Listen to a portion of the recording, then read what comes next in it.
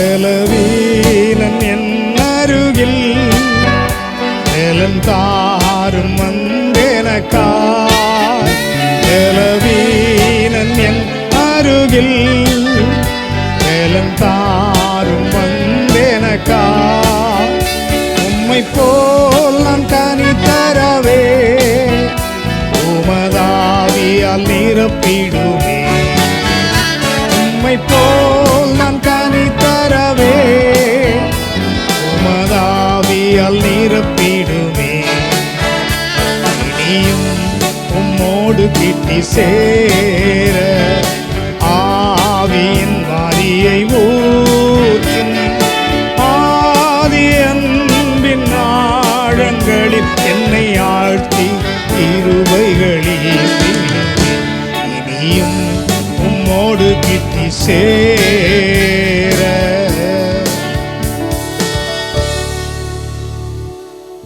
சங்கீதம் 5:12 Psalm 5:12. கர்த்தாவே, நீர் நீதிமானை ஆசீர்வதித்து காருண்யம் என்னும் கேடகத்தினால் அவனை சூழ்ந்து கொள்ளுவீர். கர்த்தருக்குள் பிரியமானவர்களே, இயேசு கிறிஸ்து கல்வாரியில் சிந்தின இரத்தத்தினாலே நீங்களும் நானும் இன்றைக்கு நீதிமானாய் மாற்றப்பட்டிருக்கிறோம். நம்முடைய நீதியினால் அல்ல, அவர் சிந்தின இரத்தத்தினாலும் அவர் பாராட்டின கிருபையினாலும் இன்றைக்கு நாம் நீதிமான்களாக இருக்கிறதுனால இன்றைக்கு காருண்யம் என்னும் கேடகத்தினால் அவர் நம்மை சூழ்ந்து கொள்ளுகிறது மட்டுமல்ல, அவர் நம்மை ஆசீர்வதிக்கிறவராயிருக்கிறார். இன்றைக்கு என்ன காரியத்தில் நீங்கள் குறைவுபட்டு இருக்கிறீர்கள்? பாதுகாப்பற்றவர்களாக இருக்கிறீர்களா? கண்ணீரிலும் வேதனையிலும் இருக்கிறீர்களா? கர்த்தர் இன்றைக்கு உங்களை ஆசீர்வதித்து தமது காருண்யம் என்னும் கேடகத்தினால் உங்களை மூடுகிறவராயிருக்கிறார். பொல்லாப்பு உங்களுக்கு நேரிடாது, வாதை உங்கள் கூடாரத்தை அணுகாது. அன்பின் பரலோக பிதாவே, நர்மையான நாளிலும் ஆண்டவரே, நீர் எங்களை நீதிமான்கள் ஆக்கியிருக்கிறீர்.